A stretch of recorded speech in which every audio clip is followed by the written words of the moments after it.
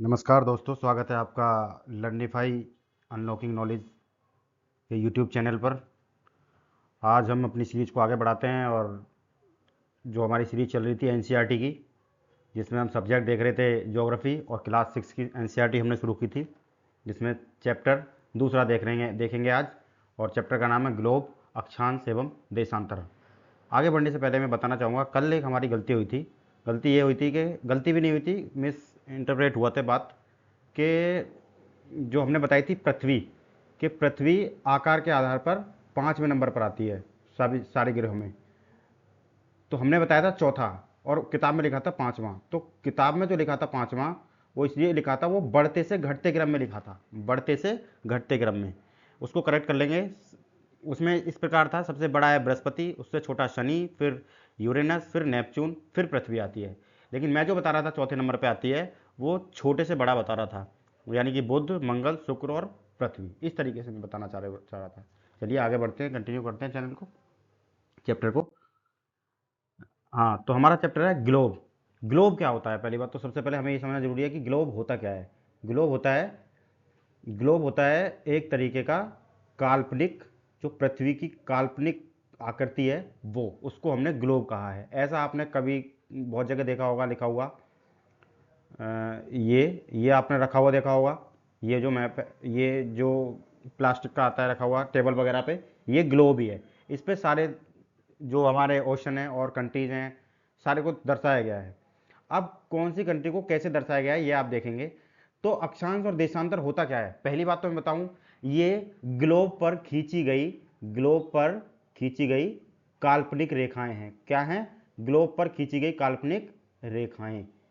और ग्लोब क्या है? ग्लोब भी काल्पनिक क्या है? पृथ्वी की काल्पनिक रूप है। ठीक है। ग्लोब पर खींची गई काल्पनिक रेखाएं हैं। अक्षांश जो होता है वो होती हैं क्षैतिज रेखाएं। ग्लोब पर क्षैतिज रेखाएं, इस तरीके की क्षैतिज रेखाएं होती हैं, इस तरीके की। और जो देशांतर है वो होती हैं लंबवत रेखाएं, इस तरीके से सीधी लंबवत रेखाएं खींची हुई होती हैं, इस तरीके से। मतलब अब समझ आया? ग्लोब पर होती हैं अक्षांश और देशांतर रेखाएं। इनकी आवश्यकता क्यों है? देखिए, किसी भी ग्लोब पर या किसी भी मैप पर स्थिति जानने के लिए, किसी भी ग्लोब पर स्थिति जानने के लिए हम किसका उपयोग करते हैं? सटीक स्थिति जानने के लिए हमें कोई माध्यम की आवश्यकता थी। तो वैज्ञानिकों ने क्या निकाला? उन्होंने निकाला कि भाई कोई रेखा खींच दी जाए। अब उन्होंने क्या कहा कि अक्षांश रेखा खींचिए। अक्षांश रेखाएं ग्लोब, जैसे कि मान लीजिए एक ग्लोब, इस प्रकार का ग्लोब है, और उस पर हमने अक्षांश रेखा खींची। एक तो ऐसे खींच दी, फिर ऐसे खींच दी, फिर ऐसे खींच दी। अब ये सिर्फ एक तरफ नहीं है, ये चारों तरफ है, ग्लोब के चारों तरफ है। ये पीछे भी है, यानी कि इस तरीके से गोल गोल है चारों तरफ, और ऊपर तक आती है यहां तक। ठीक है, ये वाली अक्षांश रेखाएं। तो ये स्थिति जानने के लिए खींची गई। लेकिन उसके बाद में क्या हुआ कि जब स्थिति जानने के लिए, मान लीजिए ये 0 डिग्री ग्लोब, ये 0 डिग्री अंश पर है, इसको विषुवत वृत्त कहते हैं, विषुवत रेखा। और ये पूरा एक वृत्त बनाता है, पूरा गोल गोल इसके ऊपर, तो इसको क्या कहेंगे? विषुवत वृत्त। क्या कहेंगे? विषुवत वृत्त। और विषुवत वृत्त के ऊपर ऊपर भी हर डिग्री, हर 1 डिग्री सेंटीग्रेड, हर 1 डिग्री पर एक पर क्या है? एक रेखा है। ऐसे ही उत्तरी अक्षांश पर, और ऐसे ही दक्षिणी अक्षांश पर। दक्षिणी अक्षांश यानी कि दक्षिणी गोलार्ध में और उत्तरी गोलार्ध में, सॉरी। दक्षिण और उत्तरी गोलार्ध क्या है? एक ग्लोब पर जो रेखा खींची गई है, सबसे पहले एक ग्लोब, इसके बीच में ये विषुवत वृत्त, इसको हम बोलेंगे उत्तरी गोलार्ध, और इसको बोलेंगे दक्षिणी गोलार्ध।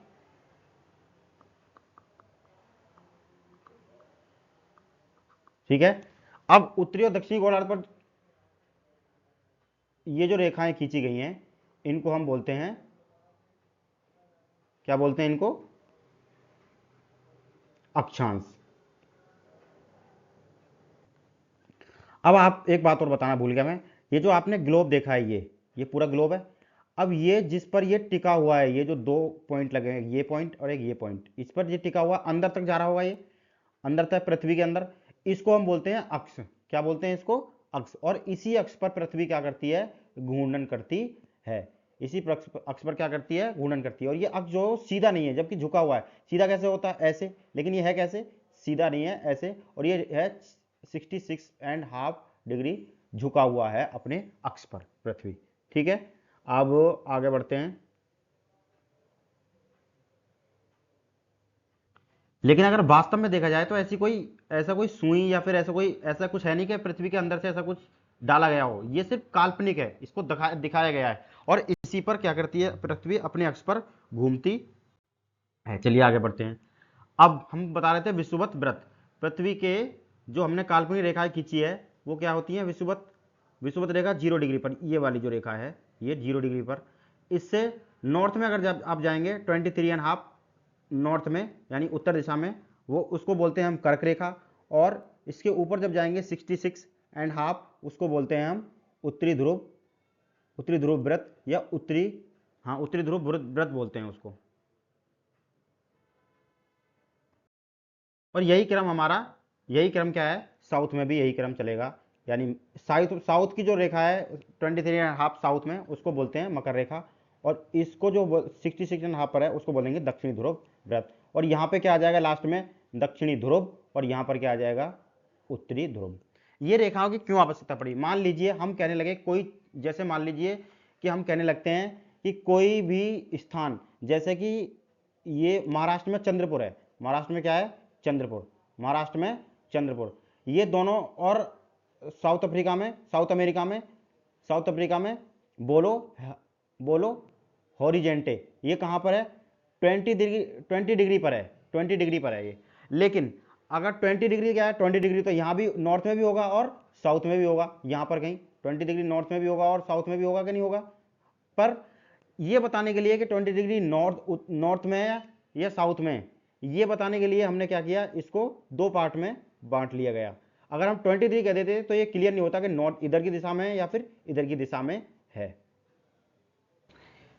विषुवत व्रत हमने आपको बता दिया क्या होता है। अब पृथ्वी के उत्तर में आधे भाग को क्या कहते हैं, उत्तरी गोलार्ध, और दक्षिण आधे दक्षिणी भाग को क्या कहते हैं, दक्षिणी गोलार्ध कहते हैं। दोनों बराबर भाग में बराबर होते हैं। इस प्रकार विषुवत व्रत पृथ्वी पर एक काल्पनिक क्या है, काल्पनिक व्रत बनाती है। यह पृथ्वी पर विभिन्न स्थानों की स्थिति बताने का सबसे महत्वपूर्ण संदर्भ बिंदु है। विषुवत व्रत से ध्रुवों की तक की स्थिति समानांतर व्रतों को अक्षांश, यानी समानांतर रेखाएं, ये सारी जो रेखाएं हैं ये समानांतर रेखाएं, यानी कि एक अक्षांश और दो अक्षांश के बीच की जो दूरी है, इसकी दूरी और इसकी दूरी, ये क्या होगी, ये इक्वल होगी। और इसकी दूरी, और ये क्या है, उत्तरी ध्रुव, यानी कि इसकी और इसकी दूरी भी इक्वल होगी। लेकिन जो सर्कल है ये छोटा होता चला जाएगा ऊपर। विषुवत जो व्रत है सबसे बड़ा, फिर उससे छोटा, फिर उससे छोटा, फिर उससे छोटा, फिर पॉइंट, और ऐसे ही साउथ की स्थिति रहेगी। ठीक है, ये स्थिति बढ़ती जाती है, यानी जो व्रत है उसकी लंबाई छोटी होती जाती है, लेकिन डिस्टेंस एक दूसरे के अक्षांश में जो रहता है वो बराबर रहता है। इनको क्या कहते हैं, अक्षांश के समांतर रेखाएं कहा जाता है। विषुवत व्रत शून्य अंश अक्षांश को दर्शाती है। चूंकि विषुवत व्रत से दोनों तरफ ध्रुवों के बीच की दूरी पृथ्वी के चारों ओर के वृत्त का 1/4 होता है। हाँ, अब एक बात और समझाने के लिए है कि पृथ्वी, मान लीजिए ये ध्रुव है, ये वृत्त पृथ्वी है, और ये क्या है, नॉर्थ पोल, और ये क्या है, साउथ पोल, यानी कि उत्तरी ध्रुव और दक्षिणी ध्रुव। यहाँ एक ये विषुवत व्रत है,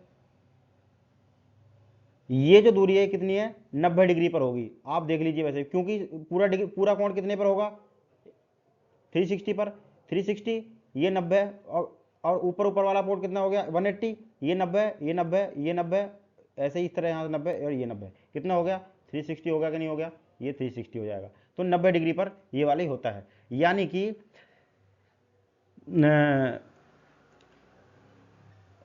क्योंकि विषुवत व्रत के दोनों तरफ ध्रुवों के बीच की दूरी पृथ्वी के चारों ओर एक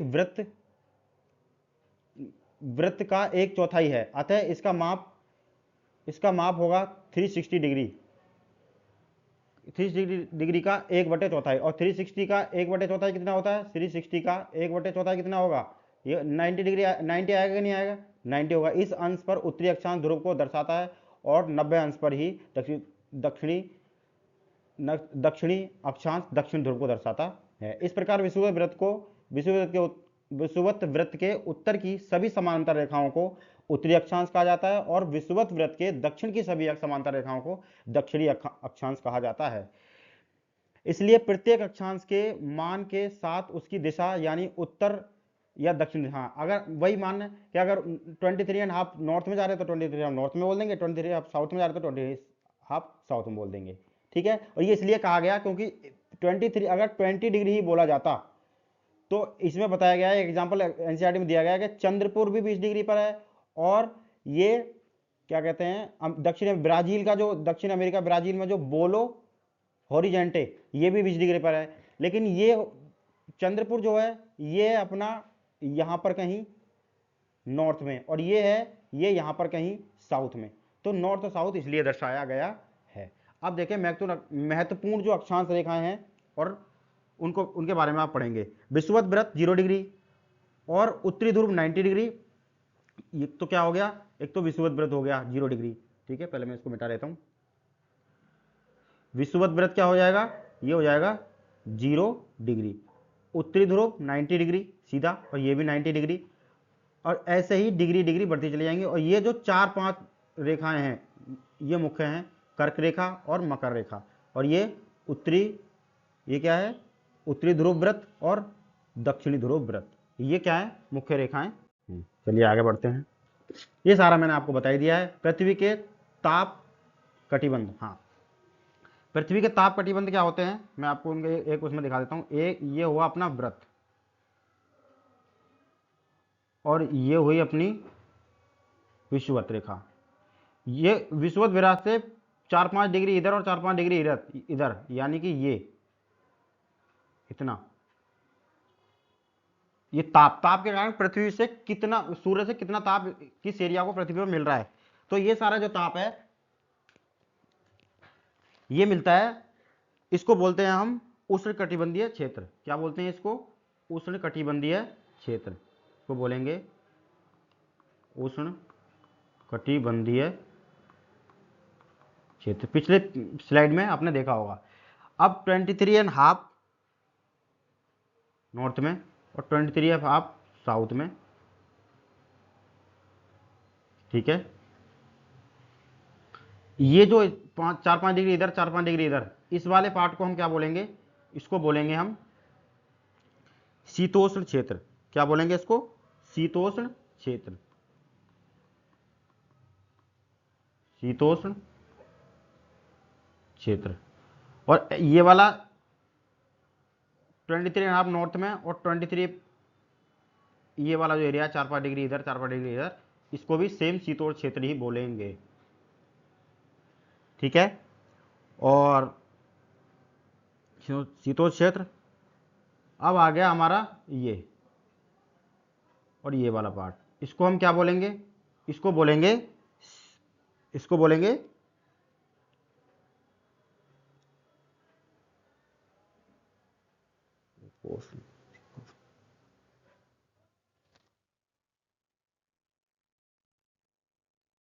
ये कहां तक हो गया 23.5 और ये भी 23.5, यानी कि मकर रेखा और ये कर्क रेखा तक हो गया। ठीक है, और ये कहां तक था, मकर रेखा और कर्क रेखा के नीचे तक बीच में था पूरा ये शीतोष्ण। और ये अब आएगा अपना कौन सा 66.5 नॉर्थ में और 66.5 साउथ में।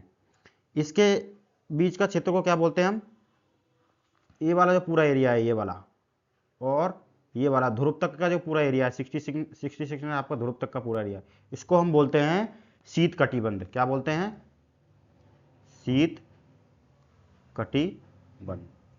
ठीक है, एक बार दोबारा से मैं चित्र बना देता हूँ इसका, क्योंकि एक्चुअली एक कन्फेशन भी है कि मैंने अभी तक ऑफलाइन पढ़ाया है, ऑनलाइन नहीं पढ़ाया, तो मेरे को ये सिस्टम चलाना नहीं आ रहा है। बाकी पढ़ाने में आपको मैं और हेजिटेट हो जाता हूँ इसमें, वही आप समझ सकते होंगे। ये हमारी है पृथ्वी, दोबारा बनाएंगे पृथ्वी, ठीक नहीं बनी।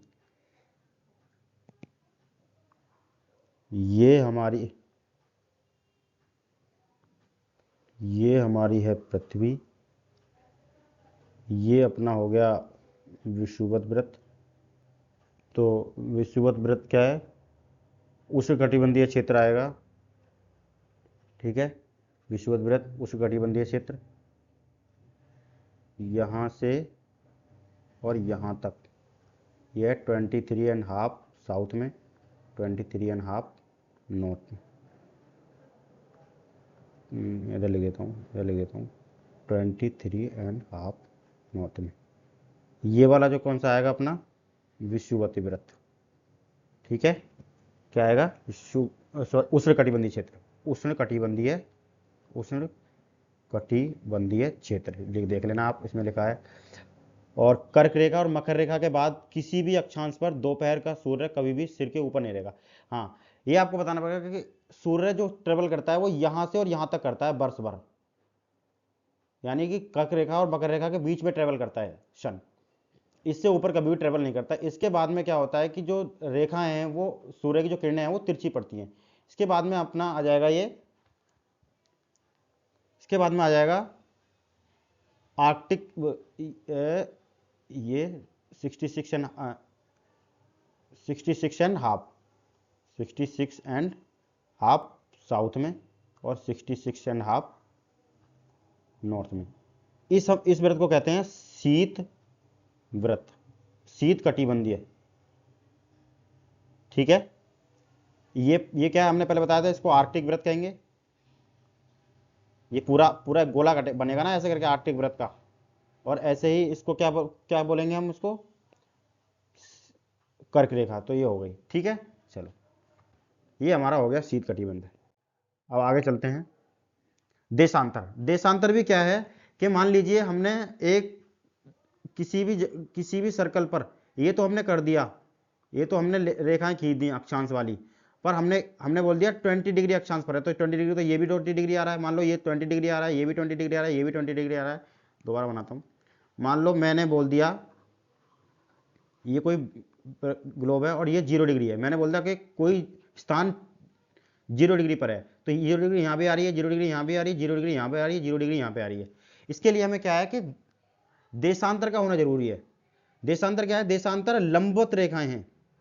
मान लो ये वाली जो देशांतर रेखा है, अगर ये वाली रेखा, अगर मैं कह लूँ मान लो ये 0 डिग्री है देशांतर रेखा, तो मैं कहूंगा कि 0 डिग्री देशांतर पर और 20 डिग्री जहां मिल रही है वहां पर होगा हमारा वो वाला स्थान। तो हम एग्जैक्ट पहचान सकते हैं उस चीज को। ठीक है, देशांतर। अब देशांतर की एक विशेषता क्या है कि जो देशांतर रेखा है ना, 0 डिग्री, ये जो है ये 0 डिग्री है, और ये बाकी जो रेखाएं, ये जो रेखाएं हैं बाकी, ये इनकी ध्रुव पर इनकी दूरी कम होती जाती है, और यहां पर विषुवत रेखा पर इनकी दूरी बढ़ती जाती है, इनके बीच की दूरी जो है, और लंबाई इनकी क्या रहती है, इक्वल रहती है, क्योंकि ये गोल, इनकी जो लंबाई है, इनकी अक्षांश की लंबाई क्या हो रही थी, कम हो रही थी, छोटा गोला होता जा रहा था, और इनका गोला इक्वल रहेगा चारों तरफ, लेकिन इनके बीच की दूरी घटती जाएगी ध्रुवों की ओर जाने पर। ये वाली बात इसमें है। तो है प्रत्येक अंश को मिनट में तथा मिनट को सेकंड में विभाजित किया जाता है। ये अर्धवृत्त तथा इनके बीच की दूरी को ध्रुवों की तरफ बढ़ने पर घटती जाती है, मैंने बता दिया। अक्षांश समांतर रेखाओं से भिन्न देशांतर यामोत्तर की लंबाई समान होती है, ये भी मैंने बता दिया। इन्हें सिर्फ मुख्य अक्षांशों, मुख्य संख्याओं में व्यक्त करना कठिन है। तब सभी देशों ने निश्चय किया कि ग्रीनविच, जहां ब्रिटिश राज की वेधशाला स्थित है, से गुजरने वाली यामोत्तर से पूर्व और पश्चिम की ओर गिनती शुरू हो जाए। यामोत्तर प्रमुख यामोत्तर कहते हैं 0 डिग्री। हाँ, तो इससे क्या है कि भाई देश में समय का निर्धारण कैसे होगा, तो क्योंकि उस टाइम ब्रिटेन का राज था, तो ब्रिटेन ने अपने पास से ही एक वेधशाला है यहाँ पे लंदन में, वहां से निकाला 0 डिग्री, 0 डिग्री देशांतर रेखा निकाली। और अगर इधर जाएंगे तो ईस्ट होगा और इधर जाएंगे तो वेस्ट होगा, इन्होंने ये वाली बात करी, इसको बोला 0।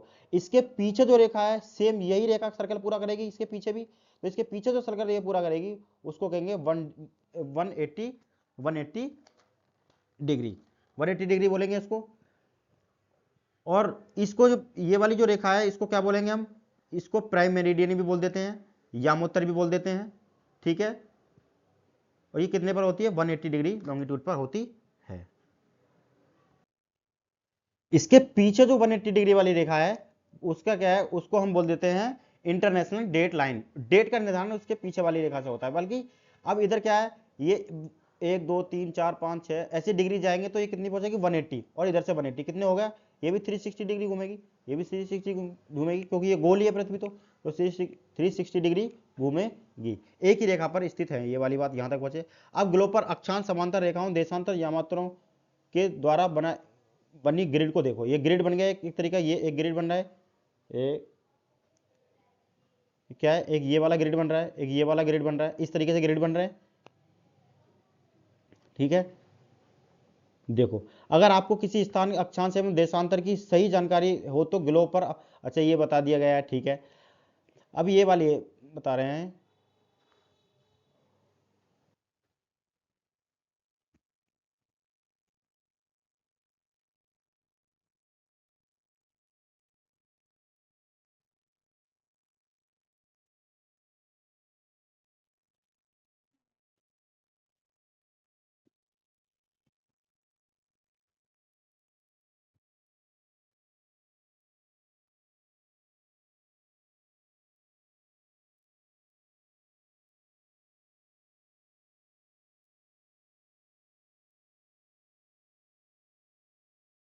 ये रेखाएं दिखाई गई हैं अपने यामो, ये सारी रेखाएं क्या हैं, ये रेखाएं दिखाई गई हैं। जैसे कि मान लीजिए ये 0 डिग्री है, ये 0 डिग्री है डेट टाइम दिखाने के लिए, और ये वाली जो इसके पीछे ही है, मात्र इसके पीछे ही कौन सी रेखा है, ये वाली जो है, ये डेट, इंटरनेशनल डेट लाइन दिखाती है।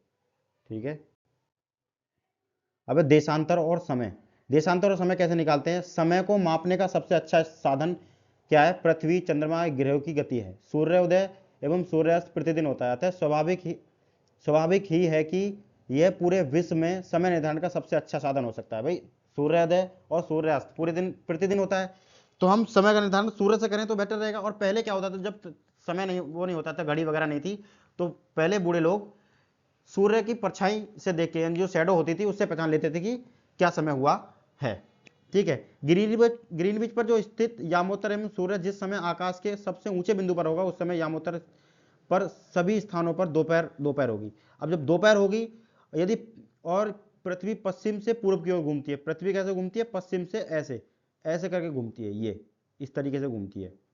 ठीक है, पश्चिम से पूर्व की ओर घूमती है और पश्चिम चक्कर लगाती है, अतः वे स्थान जो ग्रीनविच के पूर्व में है वो समय से आगे चलेंगे। मान लीजिए ये कोई अपना ग्रीनविच है, ये वाली, इधर की तरफ क्या होगा, ईस्ट में, तो ये आगे होंगे, क्या होंगे, ये क्या होंगे, आगे, और ये कैसे होंगे, पीछे। ये वाली बात बता रहे हैं, उनका समय पीछे होगा। ठीक है, समय समय के अंतर की दर की गणना निम्नलिखित विधि से की जा सकती है। पृथ्वी लगभग 24 घंटे में अपना अक्ष पर 360 डिग्री घूम लेती है। भाई पृथ्वी अपने अक्ष पर कितने घूमती है, 360 डिग्री, एक अक्ष पर कितना घूमती है, 360 डिग्री घूम लेती है। जब 360 डिग्री एक घंटे में, 24 घंटे में घूमती है, तो एक घंटे में कितना घूमेगी, 360 डिग्री 24 आवर में, तो एक आवर में कितना घूमेगी, 15 डिग्री, 15 डिग्री घूमेगी, और 4 4 मिनट में, 4 मिनट में कितना घूमेगी, 1 डिग्री घूम लेगी पृथ्वी। ठीक है, घूम सकती है। तब ग्रीनविच पर 15 डिग्री पूर्व 1 डिग्री घूम सकती है। इस प्रकार ग्रीनविच में दोपहर 12 बजते हैं, तब ग्रीनविच से 15 डिग्री पूर्व में, हाँ जब मान लो इस पर 12 बज रहे हैं, यहाँ पे 12 बज रहे हैं, तो 15 डिग्री यहाँ पर, 15 डिग्री में, 15 डिग्री घूमने पे 1 घंटा, अगर तो 15 डिग्री अगर पूर्व में जाएंगे तो 1 घंटा ज़्यादा बढ़ जाएगा, यानी कि 1 बजेगा, और एक पीछे जाएंगे तो 11 बजेंगे। ये वाली बात इसमें बताई गई है। ठीक है, इसी प्रकार ग्रीनविच पर दोपहर के 12 बजे होंगे, उस समय 180 डिग्री पर क्या होगा, मध्य रात्रि होगी। इसके पीछे जो डेट लाइन वाली बताई थी, ये तो ग्रीनविच पर सामने पृथ्वी पड़ रही है, लेकिन पीछे जो ग्लोब के पीछे जो होगी वो, उस पर क्या होगा, मध्य रात्रि होगी। यहाँ पर दोपहर के 12 बजेंगे तो पीछे क्या होगा, ग्रीनविच पर मध्य रात्रि होगी। किसी भी स्थान पर जब सूर्य में अपने उच्चतम बिंदु पर होता है तो दोपहर में उस समय घड़ी में दिन के 12 बजते हैं। इस प्रकार घड़ी द्वारा दिखाया गया समय स्थान, हाँ तो घड़ी का निर्धारण जो किया गया है वो इसी ग्रीनविच लाइन से और सूर्य की उससे ही दिखाया गया है। और ये घड़ी की सुई आपने देखी होगी 360 डिग्री घूमती है, तब एक 24 घंटे होते हैं। ऐसे ही सूर्य जब पृथ्वी का एक चक्कर लगाता है 360 डिग्री घूमता है, तब 24 घंटे होते हैं। अब है मानक समय। हम मानक समय क्यों मानते हैं? अलग अलग यामोत्तर पर स्थित स्थानों पर स्थानीय समय में अंतर होता है। अगर अलग अलग यामोत्तर पर देखें, यामोत्तर मतलब ये जो यामोत्तर मतलब कुछ नहीं है, देशांतर रेखाएं हैं। अलग अलग देशांतर रेखाओं पर अलग अलग होता है। उदाहरण के लिए बहुत से देशों से होकर गुजरने वाली रेलगाड़ियों के लिए समय सारणी कठिन होगी। 1 घंटा 45 हाँ यही। अगर भारत की देखें, भारत का जो अपना भौगोलिक क्षेत्र है इतना विस्तार है कि गुजरात के द्वारका और असम के डिब्रूगढ़ के स्थान में के समय में लगभग 1 घंटा 45 मिनट का अंतर है। 1 घंटा 45 मिनट का अंतर है। आवश्यक है कि देश के मध्य भाग से होकर गुजरने वाली यामोत्तर स्थानीय स्थानीय समय को देश का मानक समय, तो मध्य में भारत की कहाँ है 82 डिग्री 82.5 डिग्री को भारत का यामोत्तर माना गया है, जो कहाँ से गुजरती है? प्रयागराज के नैनी से होकर गुजरती है ये, ठीक है। 82.5 डिग्री इसको मान लिया गया है। कबीर भोपाल के निकट, ये कुछ नहीं है, ग्रीनविच भारत के पूर्व 82.5 पूर्व में स्थित है। यहाँ का समय ग्रीनविच से 5.5 घंटे आगे है। क्योंकि आगे क्यों है? क्योंकि ये है यहाँ पे यामोत्तर जीरो, अब भारत है कहीं यहाँ पर, तो ईस्ट की दिशा में आगे ही होगा कि नहीं होगा? तो भारत का समय किससे 5.5 घंटे आगे है। इसलिए जब लंदन में दोपहर के 12 बज रहे होते हैं, 2 बज रहे होते हैं, तो यहाँ पर शाम के कितने बजेंगे? 7:30। कुछ देशों का देशांतरीय विस्तार अधिक होता है, जिसके कारण वहाँ एक से अधिक मानक समय अपनाए गए हैं। जैसे कि मान लो रसिया है, रसिया में क्या है? रसिया मतलब यूएसए, सॉरी रूस में क्या है? 11 मानक समयों को अपनाया गया है। पृथ्वी को एक घंटे वाले 24 क्षेत्रों में बांटा गया है, समय क्षेत्रों में बांटा गया है उसको, इसलिए 15 डिग्री। इस प्रकार प्रत्येक समय क्षेत्र 15 देशांतर तक के क्षेत्र को घेरता है। ये इससे रिलेटेड आप आज का जो हमें चैप्टर का इससे क्वेश्चन है कि consider the following statement regarding latitude and longitude. Latitude कहते हैं अक्षांश को, लॉन्गिट्यूड कहते हैं देशांतर को। ये आप बताइए, इसका आंसर कमेंट में दिया रहेगा। चलो मैं ही बता देता हूँ, बताइए। Longitudes are angular distance of a place from the equator. तो लॉन्गिट्यूड इक्वेटर से दूरी पर बढ़ते हैं, एंगल बनाते हैं इक्वेटर के दूरी पे। इक्वेटर ये है हमारा 0 डिग्री। लॉन्गिट्यूड होते हैं या लैटिट्यूड होते हैं? और ये कह रहा है latitude are angular distance of a place from the prime meridian. Prime meridian मैंने बताया था, जो टाइम होती है ये। तो दोनों ये मेरे साथ ये पूछ रहा है कि इनकरेक्ट कौन सा है? तो दोनों इनकरेक्ट है, क्योंकि दोनों को उल्टा बता दिया गया है। जबकि ऐसा क्या है, लैटिट्यूड बताता है angular distance of the place from the equator, और लॉन्गिट्यूड बताता है angular distance of the place from the prime meridian. आगे इसका ये एक्सप्लेनेशन है, इसको आप पढ़ लीजिएगा। आज के लेक्चर यही खत्म करते हैं। धन्यवाद, नमस्कार।